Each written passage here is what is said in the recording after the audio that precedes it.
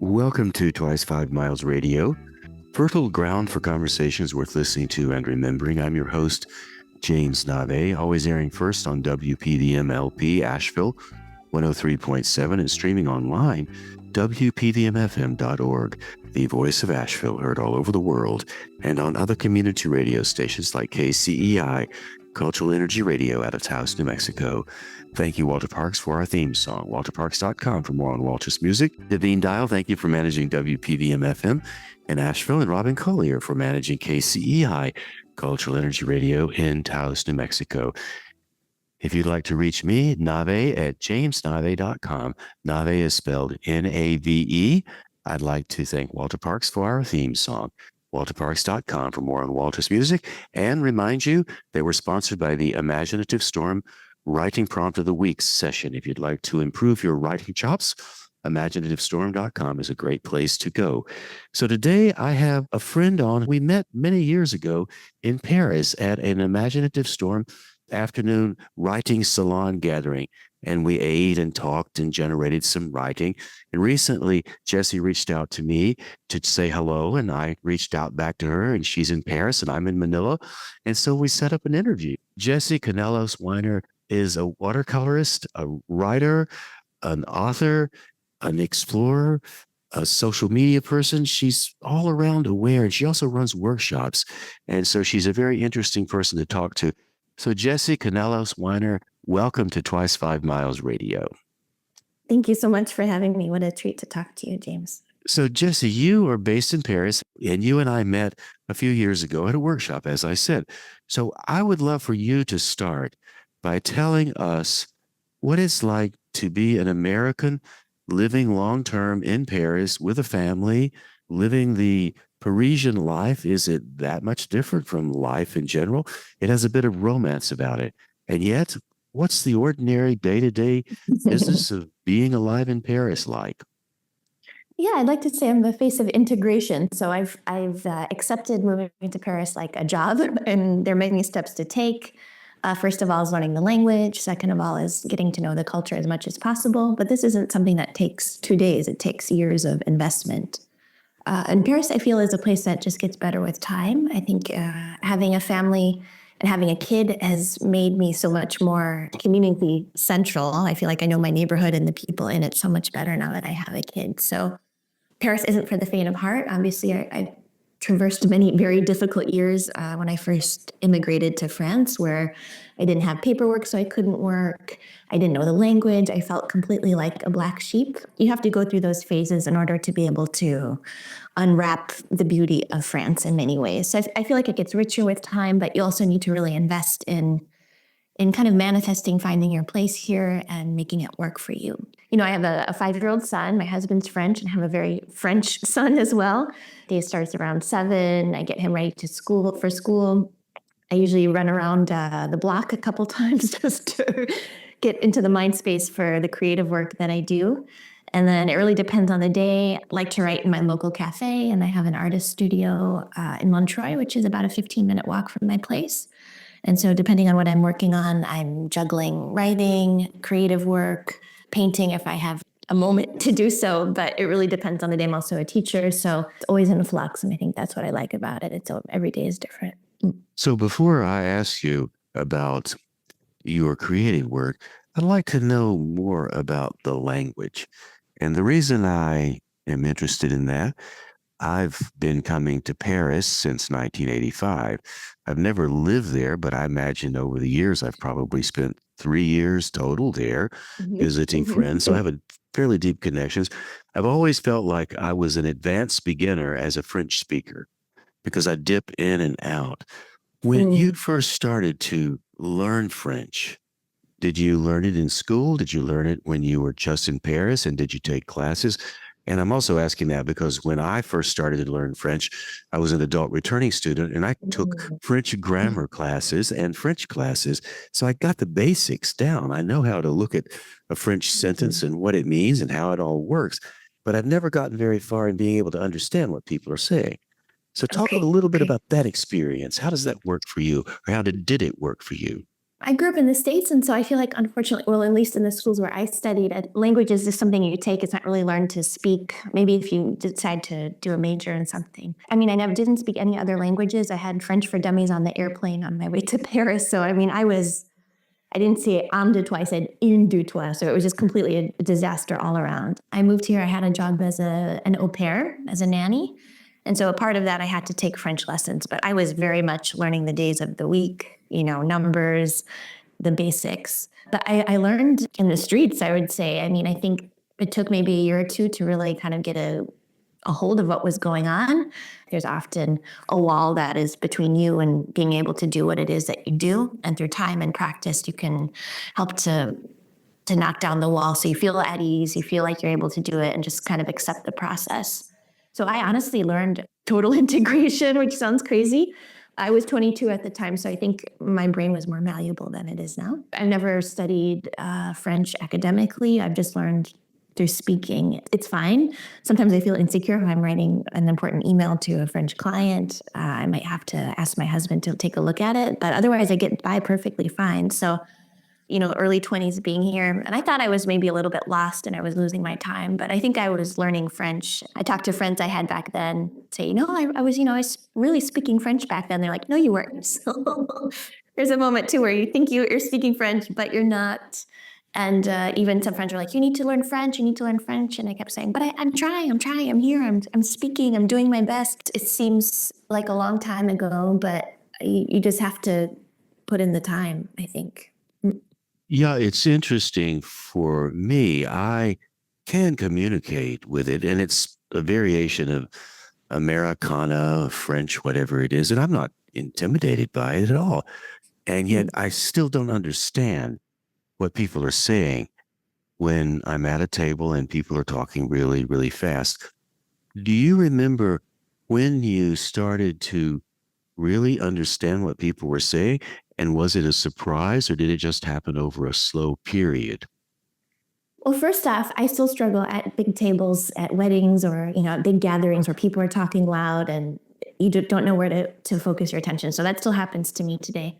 I can't really remember, but I think a lot about being a foreigner is kind of just accepting that you are a guest in someone else's land and just really humbling yourself in a really deep way. So I think you also have to repeat yourself constantly being a foreigner. And I think that helps too, to say like, okay, I'm meeting this person for the first time. They're going to ask me, am I a nanny or a student? And then I'm going to just completely repeat the same script over and over again. And that gives you the confidence to just communicate on a basic level. I can't really remember exactly. I think meeting my French husband was a big catalyst too, where I was moving back and forth between Paris and the States, getting my visa situation sorted out. But we were speaking in French every day on the phone. And so I never really lost the currency of speaking French every day as well. And that certainly helped in a big way. But yeah, I think just kind of accepting that you don't need to speak elaborate grammar for what it's worth. There is a way. You kind of have to accept the fact that you can learn a French that you can speak to everybody. And it's not, I'm sure the French French authorities would disagree with me, but I feel like you just kind of have to humble yourself and say, like, I'm just going to learn the basics and I can get on with that. So I like to memorize poetry, so I have memorized that's great. Yeah, that's a great way. Jacques Prévert's poem titled Barbara. And it's a classic piece about World War II at Brest out on the coast in Normandy. It was a Nazi port, was bombed by the Allies when they invaded in the Normandy invasion and tore the place up. And the storyline is a fellow is remembering when it was good, and he's remembering a woman he spotted on the street prior to the bombings, and he's wondering what happened to her. And her name is Barbara. And so my good friend John Van Hassel, who lives in Paris, he's in the 6th on Rue Dauphine. His wife Sylvie is French, and she's an artist. So I asked Sylvie, "Can you help me with my poem?" And then the first opening is "Rappelle-toi, Barbara, il pleuvait sans cesse sur Brest ces jours-là." Remember, Barbara, it's raining on Brest all day. It rained on Brest all day, and so Sylvia wouldn't let me go any further than Barbara. And I couldn't pronounce it the way she wanted me to. No. Barbara, Barbara. So I was going, Barbara. And oh no, no, no. No, no, no. And finally she said, well, we don't mind the American accent. It's okay. Just go ahead and do it the way you want to. It was really kind of cute. But I got the rigor of the French ear trying to get through the first line of a poem that I actually have memorized. And it's a long piece. It's maybe, 5 minutes to perform. It's a 5-minute poem. It's very complicated language wise. I've Americanized it. So that's why I'm interested in this language business. Yes, there's a lot of rigor in French language as well that we don't necessarily have in the States. And so we'll talk about this later, but I perform stand-up comedy and I started in English. And then for whatever crazy reason, I decided to start performing in French as well. And so it just opens yourself up to a whole new form of criticism, which is very French in a way, but you have to really put in the work so that you're performing the way you need to, your language is right, etc. Either you accept the fact that you have an accent or you would really do the work to perform and really work on your accent as much as possible. But once again, it's all about confronting that humility within yourself and saying, am I ready for this? Because I don't think I have the time and the mental bandwidth. And I think speaking another language too, you understand the other facet of your identity as a foreigner as well. Absolutely. And I will never speak with a French accent. I know that. And my buddy John, who lives in there on Rue Dauphine, he's Dutch. He grew up speaking American. He has a perfect American accent. And it's a non-regional accent. He's very precise. And he speaks Dutch, Spanish, German, English, and French. And his French accent is a Dutch accent. He doesn't even bother to make it French. Okay. And he doesn't care. And it's fine. Everybody accepts it, no problem at all. It's very, very interesting to speak about languages and the musicality of languages. Let's switch a bit to another question I have for you. You ended up in Paris. You came as a young woman. You're an artist. You're a creative. You have studios. You've produced a lot of work. I've looked at your website. You have a lot going on artistically. That's what you do. You make art. When did you start moving into that when you first started living in Paris? And when did you realize, I'm going to stay here? This is now my place, my home. What caused all of that? I just graduated. I went to a liberal arts school, Denison, which is in Central Ohio, which is a good liberal arts school. And I think that really helped me kind of expand my mind to say, it's not just about a specific area of interest, but I think I can open myself up and accept the journey for what it is and see how my life unfolds. So the first couple of years were really difficult just because Paris isn't an easy place to move to, especially if you're a young person. It was before social media, so I didn't really have a way to meet people. I was just kind of meeting people in the street, which didn't really end. I have a few stories about that, but I always felt like I was an artist deep down within, but I didn't really know how to hone my feelings, my emotions. I don't think I really practiced enough to kind of know exactly what it is that I wanted to do with my life at that point. And so I had a sketchbook where I was drawing. I bought my first set of watercolors, which I really liked. And when I was inspired, I would just draw a little bit. But I didn't really have the structure of being in school to understand where I was going. My husband, who I met at the time, is a photographer. And so I think meeting him and kind of understanding that there is a way to make a living doing something creative, it was a big moment for me where I started kind of envisioning what my life could be like. But I'd say there were maybe 2 or 3 years before I committed to living in France indefinitely, entre guillemets, as we say in French. I couldn't even see what I could do here. It just seemed completely impossible. It seemed like I wasn't talented enough. Everything I tried just completely bombed. I mean, if you want to know the truth, I tried to get into the Beaux-Arts school. I did the application for the École de Louvre to study art history there. I remember there was an exam and I spent 3 hours writing this essay and I turned it in, and the man who received it was like, you wrote this in pencil, you're automatically disqualified. So I just felt like it was completely, everything I tried just didn't work until finally I moved back in 2011. It's when we decided to get married. So I had paperwork. I was able to really start working and thinking about, okay, I'm here now. What can I do? I'm this big barrier. I've traverse it, and now I can do something else. I started a blog to develop my life. I've always loved writing, and I just felt like I've got to do something with all of these stories that I have. And so I just started writing about moving to Paris, about being a newlywed, about just, cultural faux pas and this and that. And at that moment, instead of adding a really bad iPhone photo, my husband said, your drawings are really good. You should add a little illustration at the top of each one. And so I started doing that, and I had a really good response. And there's just something about mixing the text with the image itself. It was all self-generated. But that gave me the confidence to start putting together a portfolio of illustrations. And at that point, I went to the magazine shop and I bought all of the magazines with illustrations.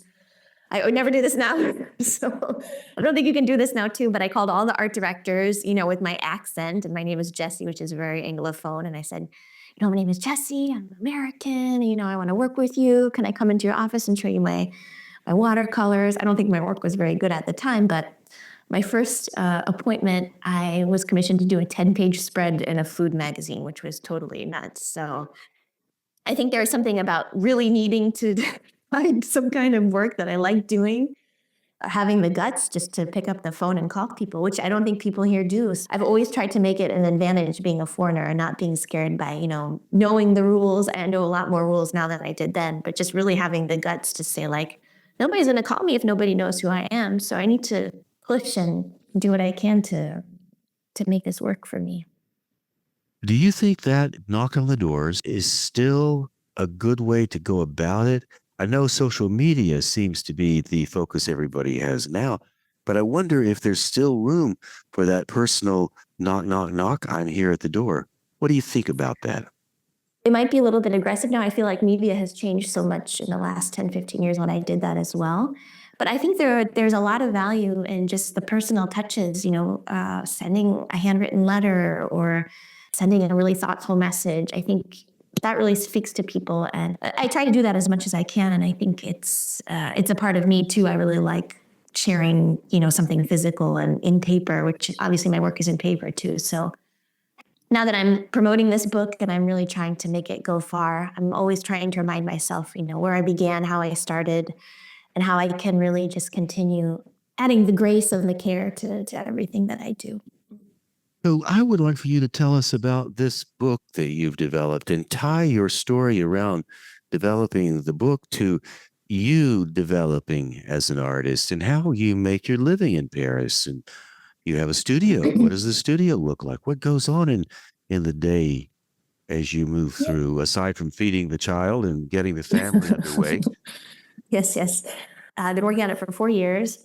And so the idea was, I wrote a best-selling book called Paris in Stride, which was a Paris guidebook in 2018. So luckily I had some opportunity to go on the back of that to create a book that was completely my own. So the idea was to write everything myself and to illustrate it as well. I feel like as an art teacher, a lot of students like to draw. I was thinking about me, I was 22, moving to Paris. I had all of the materials I needed, but I just didn't know what to draw. I felt like nothing was interesting. Nothing was keeping me up all night drawing. And once I found that thing, I was able to take it to that place. And so the idea was to kind of go back to when I started the blog in 2011, where I was really just starting with where I was. I was activating my senses. There was something about being a foreigner in Paris, knowing nobody, really just kind of starting at zero and looking at myself and my world around me. And so the book is called Thinking in Watercolor, and it's 30 days of exercises that will activate your imagination, inspired by you and where you are. So it's not just watercolor techniques, but it's also about finding your voice as a young artist. Everything that people say about writing books is true. It's definitely requires a lot of care and perseverance, etc. But I'm really happy with how it turned out, and my editor was wonderful as well. And so day to day, it really depends on the year, but I do a lot of commission work. I work with, back in the day, it was mostly magazines and doing book illustration. And that's changed a little bit as well. But now my bread and butter is doing live events where I draw portraits of people in fancy Parisian soirees or in fashion boutiques, which is actually very intimate, and I really like it a lot, having a connection with people. And there's nothing more intimate about the act of drawing someone. So that's a way I make money from time to time, royalties for previous books that I've done well. I teach 1 day a week as well. I teach foundation drawing at an American art school in Paris. It really depends on the year, some private commissions. I'm always studying, the future of illustration and how to continue adapting the work that I do to new platforms and new ways of generating income as well. The title of your new book is what? Thinking in Watercolor, a daily practice to unlock your creativity and discover your inner artist. So if I join your class and I come for the first time, I'm not a painter, I'm not a drawer, I don't draw particularly. I mean, I can make marks on the page, don't identify myself as somebody who draws. I write, I speak. What will you say to me when I sit down in your class, or what do you say to whomever comes and sits down in your class? How do you start it? How do you set it up? How do you excite me and give me the confidence to create something on the page? Yes, the first couple sections of the book are all about drawing what's in front of you. So there's a reason why masterful painters use still lifes too, because they're usually things that you have around the house. They don't move. Generally, through the passage of time, the lighting might change or not. So it really is just about synchronizing your hand with your eye. And it's the ultimate act of the present, drawing from life as well. So I think drawing from life is the entry point. And then once you get an idea of how to make the marks, then you can move on to more imaginative or personal things as well. I also like to identify in students, they may not like drawing, but there might be something that they like about it. So maybe you like color, for example, or you might like shading, or you might like something more gestural, which is super quick. So it's a lot of trial and error and just trying a lot of different things and kind of seeing what sticks. But I always like to figure out what it is, even if we're doing charcoal, for example, which most students don't like. But what is it about charcoal that you like? Do you like the final results of when you have 10 seconds to sketch out a nude model, or if you have 3 hours? So it's always about pushing students a little bit out of their comfort zone, because that's really when cool stuff happens, and also encouraging them just to trust the process. These exercises are designed so that you're able to see in a real way, and that you are able to just embrace the moment at hand. With a lot of these young students, it's so funny sometimes, because I can tell if they're drawing from their phone versus if they're drawing from life. It's miles ahead of what you'd think drawing from life is. But I think there's something about being in the actual reality of what's in front of you that's really hard to do, but it's a part of the process of any artistic practice. One of the things I like about charcoal, I haven't drawn that much, but I have held charcoal. I like the sound it makes on the paper, and I like how it makes my hand dirty with the charcoal. So I like that messiness and the sound. Yes. And then you can shade with it. And even though I'm not able to render imagery the way some of my friends can just draw, they actually, oh my God, that's exactly what it looks like. I love the feel of it. That play component too, of maybe going back to childhood, or the messiness, accepting that you can be messy for a moment and embracing it. Yeah, so I think charcoal in many ways is like watercolor, because you're saving the white of the paper and there's no way to add white. And so there's an exercise in the book that's inspired by a charcoal exercise as well, where you're adding and you're taking away the watercolor on the paper until you get the result that you're looking for. And so when people join your class, do you take them out in the street? Do you go to the park? What do you do, and how do you engage it? How long does it last? What else do people do when they come? Do they come from afar, or are they more local, or both? So I teach at an art school, and I have a 5-hour class with the students every Wednesday. And so the first half is really just about being in the studio.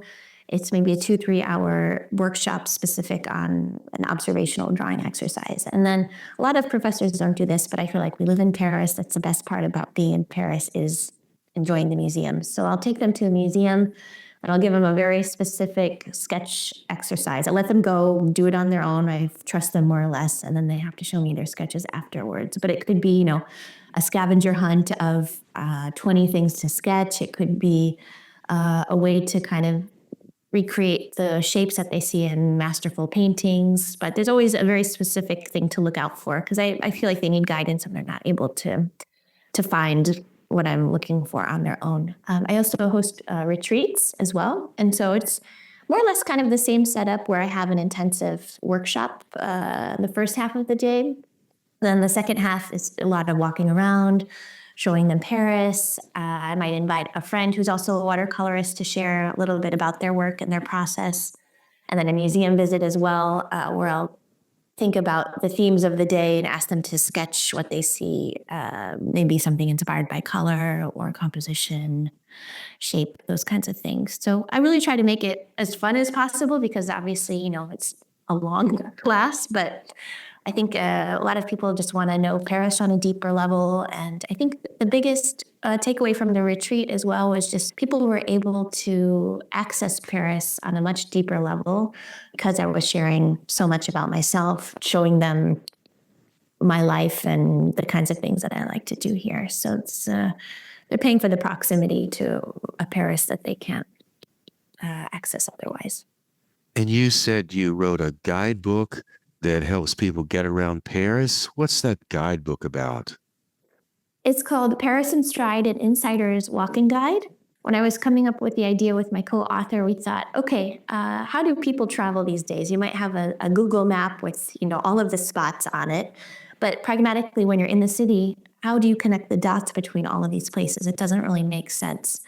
The initial idea was maybe we should focus each walk on an arrondissement, but that doesn't really make too much sense either in a linear perspective. And so the idea was we create 7 walks of Paris where they're curated in a way where you can stop at a wonderful restaurant, you can go to a small museum, you can access a green space that you've never thought of going to before. So sharing these insider things and these insider journeys, very much inspired by the things that we like to do on, a Sunday afternoon. So the great thing about Paris is, you've been coming here for many years. It changes a little bit, but in general, it's always going to be the same as well. So the buzzword behind the book was always timeless. What's timeless? What will be here forever? Or what are these things that will bring people in? Hopefully the book will be evergreen. That's the goal for all books at this point.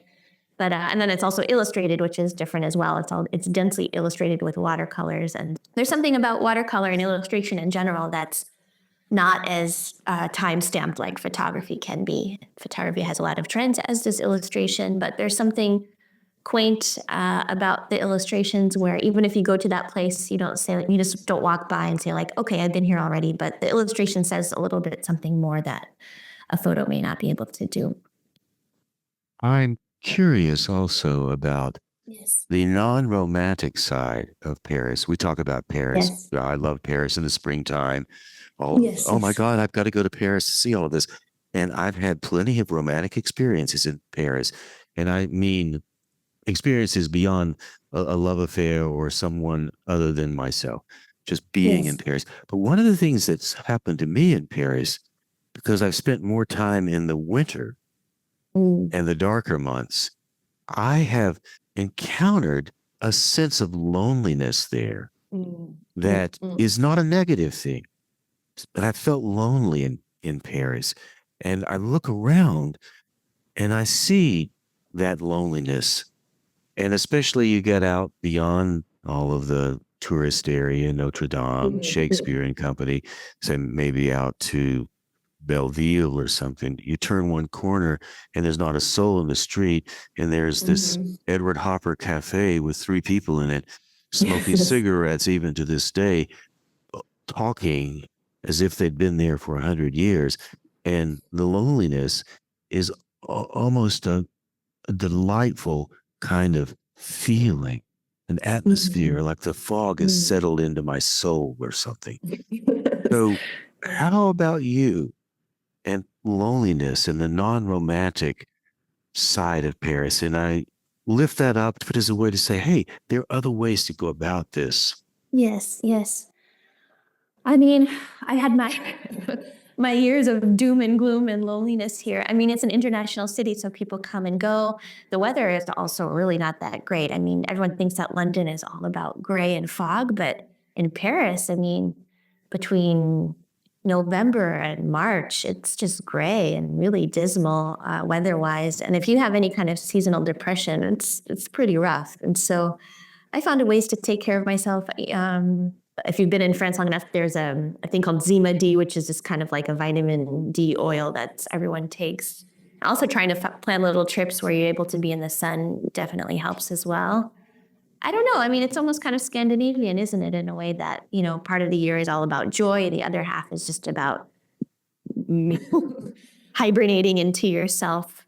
As we were talking, I don't want it to seem like my life is just all color and joy, but I confront it every year. I feel like, okay, I need to call my therapist. I need to put a plan in place because I know this time of year can really just pull me down in a really real way. I see patterns every year where I fall into depression or I fall into really difficult mental health moments. And so I don't know, maybe that's what makes it so beautiful too, is that there's the season for joy and the season for laughter and being with people, and then the season of resorting to yourself or hibernating. And I remember once I was teaching at one of the schools in Paris. I taught poetry and performance and would visit the schools as an author and give my talk to the students. And I was at, I think it was maybe a school called St. John's. I don't know for sure.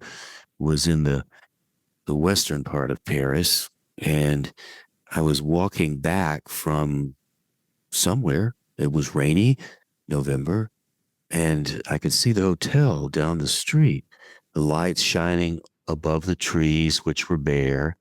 And I walked past a tree and some mud, and I slipped and fell in the mud.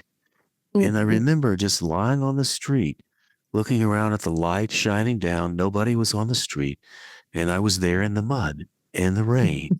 And it's one of my most powerful Paris memories. So that's why I'm asking about the loneliness. It informed me, and it still does. I can now tell that I'm telling the story now. It's just really intriguing how cities can change form right in front of you. You know what I mean? Yes. There's something about it being a foreigner too, and being removed from everyone you know, everyone who's formed you.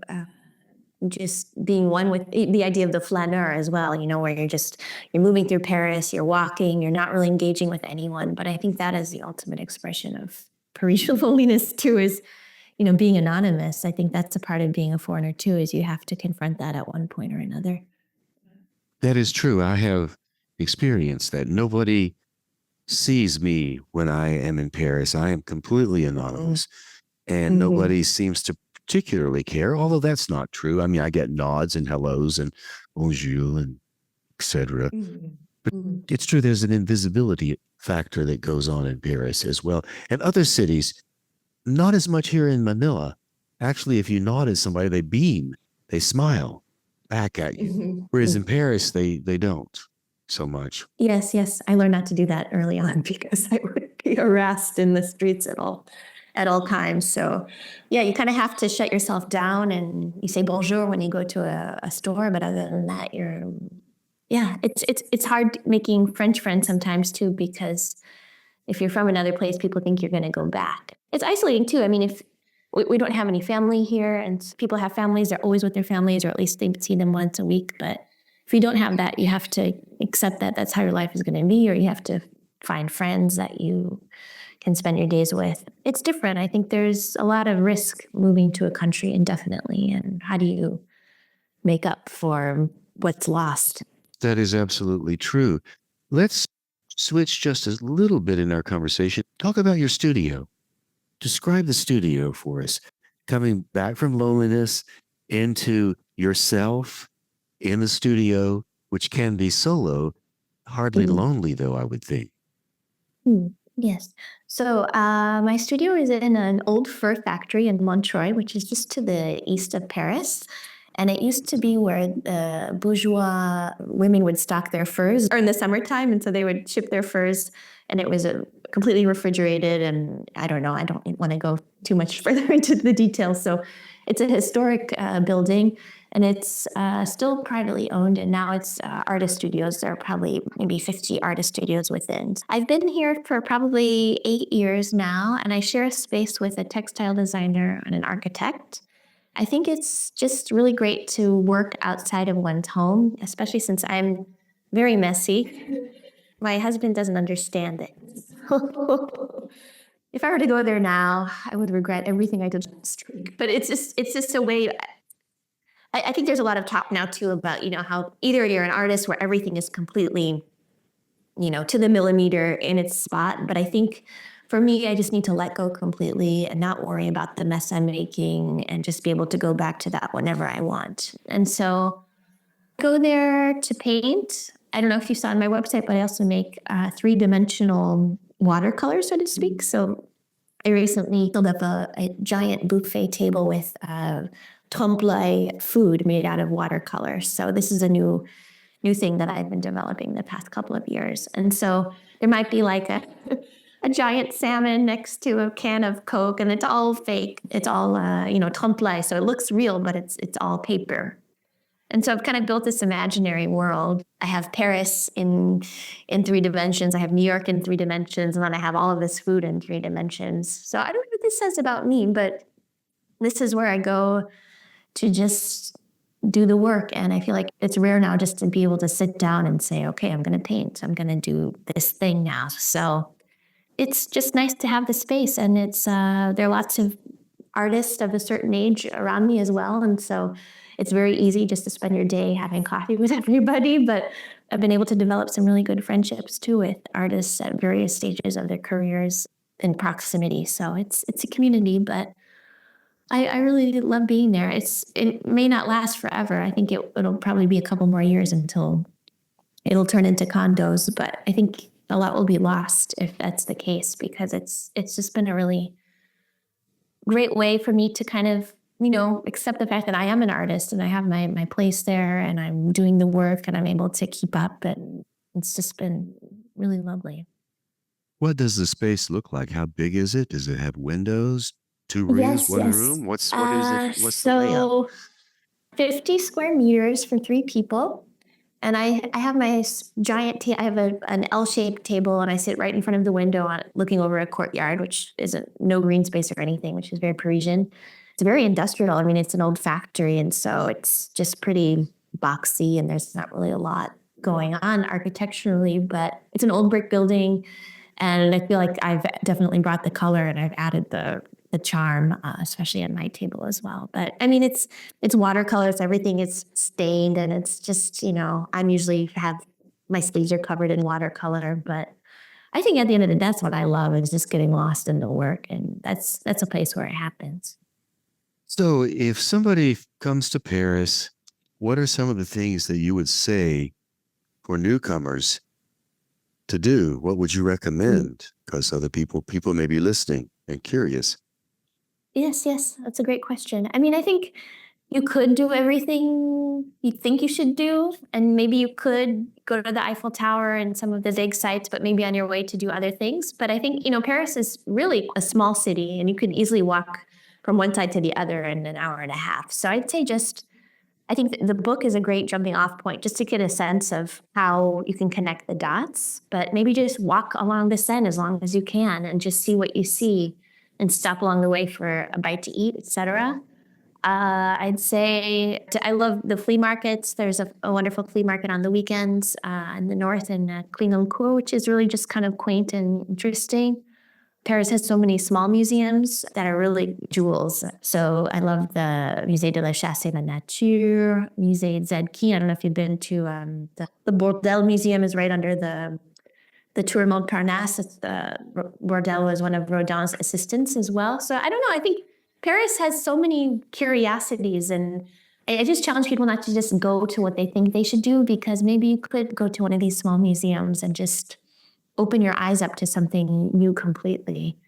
I think there's there's some real eccentricities in Paris that you can't really find elsewhere.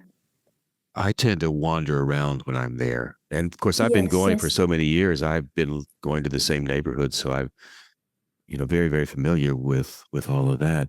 And I have found just little odd spots that seem interesting to me. So I'll go back to them. Nothing really super specific, but just, things that are out there. And I have little rituals. Like I like to go to Point des Arts, which is the bridge, the Love Bridge where everybody goes. I like to walk across that. And I do that. And that's about as touristy as I can get. And yet I still got a lot of satisfaction out of doing it for some reason. And I am trying to think of other things, but museums, whatever is out there, I like to just wander around. Yeah. Yes, exactly. If you've been already too, I think you have no obligations to do the classic things. Not that the classic things aren't wonderful. If you have a few insights on how to experience Paris differently, then why not just walk and just let it reveal itself to you, So I think travel now it's not very curiosity based, I find. I remember this was a long time ago. I was at John's place and he says, "Oh, we're going to a party. Party started late at night, right? We'll take our bicycles." So we're on Rue Dauphine. It was beyond Arc de Triomphe. And he said, "We're going to take our bicycles. We're going to ride our bicycles, rickety old things with baskets on the front, ride them up the Champs-Élysées, go the rondelay, the circle around Arc de Triomphe, and then turn down the street and finally work our way to the party, and then reverse it and come back the same way." And we rode, it was at night, it was Saturday, the traffic was really heavy, and we were pedaling these rickety old bicycles up this very famous boulevard. And then when we ended up in the traffic going around in the roundabout, it was really heavy. I don't know how we survived it. And then we managed to make our way to the party and it was fine. And who knows what time it was when we made it back, maybe 3 a.m. or something. So those are the kind of experiences I've had in Paris. They're just so quirky and random. Yes. Lucky to even survive.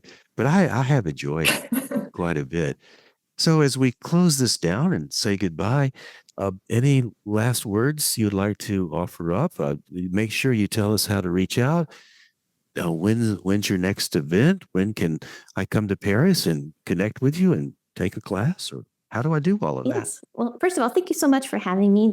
I randomly dropped you a line and I appreciate your enthusiasm for speaking with me and all of your thoughtful questions. If you enjoyed our conversation, consider pre-ordering Thinking in Watercolor through your favorite independent bookstore or Amazon if you must. And also, you can follow me on Instagram. It's my name, Jessie Kanelos Weiner, and that's where I share events. I also perform stand-up regularly in Paris. Also, if you want to come to one of my shows, we can hang out and have a drink after that. Otherwise, I am trying to figure out the dates for the next retreat I'll be hosting. It might be in May, like last year, so stay tuned for that. I'll be on a small book tour. I'll be in Chicago from February 20th to the 28th, and then New York for the release of the book, February 28th to March 7th. So I'll be hosting a few events in New York at that point. Specifically, March 5th, I'll have an event at the Rizzoli bookstore. And I'm still working on a few other ideas and concepts as well. So feel free to drop me a line. And if you want to come by my studio and look at some work, you're more than welcome to do that as well. And keep in touch. And who is your publisher? The publisher is Artisan, which was recently acquired by the Hachette Livre Group. They produce very few books a year, and they're really invested in creating really high quality books, and it's been a wonderful experience. So tell us the name one more time of your book so people can remember it. Yes. It's Thinking in Watercolor, a daily practice to unlock your creativity and discover your inner artist, with Artisan Books. Jessie, thank you so much for taking the time. I appreciate it. Thank you so much. It was a wonderful chat. Take good care. And there you go, my friends. Thus concludes my conversation with Jessie Kanelos Weiner. I plan to be in Paris starting March the 12th through April the 13th. I'm looking forward to buying a copy of Jessie's book, Paris in Stride, and taking some of her walking tours. I've walked around Paris a great deal over the years, never in a deliberate way, so I'm looking forward to following a map and seeing what happens. Usually when I'm in Paris, like in most places where I go, I tend to pick out one cafe, find a corner, park myself there, and do all of the online work that I'm doing right now, parking myself here at a table in Manila. So I'm dramatically predictable if you know the address where I'm staying and you walk around the neighborhood you'll probably be able to spot 2 or 3 coffee shops. It won't take long for you to find me sitting in a corner in one of those coffee shops. And once you spot me in that coffee shop, you can be pretty sure if you come back the next day, you'll spot me in that same coffee shop, maybe even at the same table. I may be selling myself a little short. I do walk. I do explore the cities that I'm in. I do enjoy the things that I come across when I am out there exploring. My point here is I'm going to be a bit more deliberate about it this time. Of course, Jessie did say you could just go to the river and walk one way or another and see what happens. So I'll do that too. I have another idea that might be interesting in addition to following Jessie's book, Paris in Stride. And this would be fairly easy to do in Paris because you have many streets that go many different ways. So I start at the door where I'm staying, 38 Rue Dauphine. I step out on the sidewalk. I flip a coin, heads to the right, tails to the left. I come to the next intersection. I flip another coin, heads to the right, tails to the left. And whichever way the coin tells me to go, that's the way I go. I walk to the next intersection and flip the coin. So if you did that for an hour, I wonder where you would end up. Now, in some cities, you can't do that. Like here in Manila, the streets are a little bit more defined, and the side streets are small and difficult to navigate because they're made up of little villages. So the side streets would take you maybe in a circle if you flip the coin. So I wouldn't be able to do that here so much. It would be easy to do in New York, would be easy to do in Asheville, not so much in Taos because Taos doesn't have as many turns as some of the bigger cities do. You could do it in Charlotte, North Carolina, in some of the neighborhoods. And I'm thinking of other places as well. So it might be an interesting thing to do. Flip, heads to the right, flip, tails to the left. Where will it take you? What will you see? I think I'm going to give that a try. And when I do, I'll give you a report on this show after I experiment with my new directional sensibilities. I could title it Heads or Tails. I also like the idea of walking around a city and drawing what you see. Now here's a concept. I'm not able to depict on the page. I can get a coffee cup okay. I can get some still life okay. Faces are very difficult for me. And also scenes, like the scene at a coffee shop, is very difficult for me to draw. My friend Alex Alfred, who lives in Asheville, can render a coffee shop scene in a realistic way that's fantastic. I've always envied that of him. And if you look at Jessie's work, you will see that she's able to do the same with watercolors and sketching as well. One of the things I like to do, instead of trying to render what I see in some kind of image on the page, I like to do a vocal improvisational rendering of what I see. Let my thought beats be my guide. Let me capture something that I didn't know was there in a way, in a phrase that might surprise me. And I tend to record it even though I may not make it public. It's just an interesting way of approaching something. It's a bit improvisational, I admit, and I lean in that direction because it's easy. But now that I think about it, maybe I should lean away from the ease and lean into what I perceive as difficult. Now that I think about it, in 1997, I had a little leather journal about the size of the palm of my hand. It was very thick, and it had thick paper in it. And I ended up doing watercolors in that little journal. And I do remember starting out in very amateurish ways. And by the time the year was over, I had managed to render some things like houses and porches and different things that I tried to draw in ways that seemed to mostly look fairly accurate. So maybe I'm a little off in my assessment of whether I can draw or not. Perhaps it's all about just the practice of things. Regardless, the whole point of this is to say that when we're out there looking at the world, no matter whether it's the world that we're very familiar with or strolling around the streets in places we've never been, it is possible to pay attention to what's right in front of you, what's right in front of me, what's right in front of us. And I think that's really the important thing to keep in mind. So not only can you walk around Paris and look at the buildings, the statues, the parks, experience the people, be in the cafes, you can make art out of it. you can respond to what you see and create something from it. You can create a video and make a commentary. You can draw a picture and have that to share with somebody. You can do an improvisational poem about a scene that you're looking at. Maybe a pigeon flies up from the street, catches your eye, lands in a tree, and for some reason, the pigeon sparks something in your imagination, some thought, some inflection, something, an innuendo perhaps, that gives you some insight that you didn't otherwise have, and maybe you write that down. Maybe you draw that. Maybe you take a picture of the pigeon for further reference.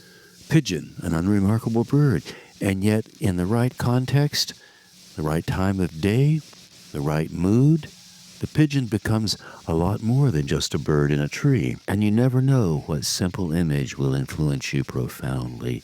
I'd like to close with a poem written by W.H. Auden titled Musée des Beaux-Arts. The poem is a reflection on how art can influence you to think in different directions.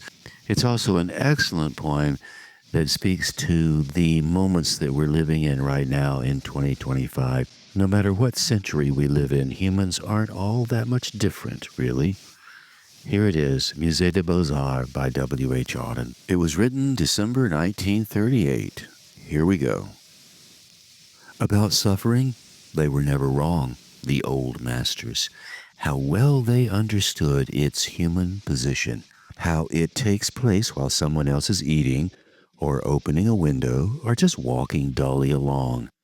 How, when the aged are reverently, passionately waiting for the miraculous birth, there always must be children who did not specially want it to happen, skating on a pond at the edge of the wood. They never forgot that even the dreadful martyrdom must run its course anyhow in a corner, some untidy spot where dogs go on with their doggy life, and the torturer's horse scratches its innocent behind on a tree. And Bruegel's Icarus, for instance, how everything turns away quite leisurely from the disaster. The plowman may have heard the splash, the forsaken cry, but for him it was not an important failure. The sun shone as it had to on the white legs disappearing into the green water. And the expensive, delicate ship that must have seen something amazing, a boy falling out of the sky, had somewhere to get to, and sailed calmly on. That was Musée des Beaux-Arts by W.H. Auden. I've always been moved and inspired by that poem because it speaks to the ordinary aspects of human life and how in those ordinary aspects, cruelty exists alongside the boys and the girls skating on the pond, not specially caring one way or another. The whole thing folds together for us in one form or another. And what I've always found interesting about that painting, and you can look it up online, Bruegel's Icarus, the farmer is standing on a knoll overlooking the bay, the harbor, or the sea where this beautiful ship is floating. And the farmer's working away, toiling away throughout the day. And the boy, Icarus, who flew too close to the sun, splashes into the water at the very edge of the painting, hardly noticeable when you first glance it. And yet when you see the little legs sticking up, it's impossible to forget it. It's there in your mind the whole time.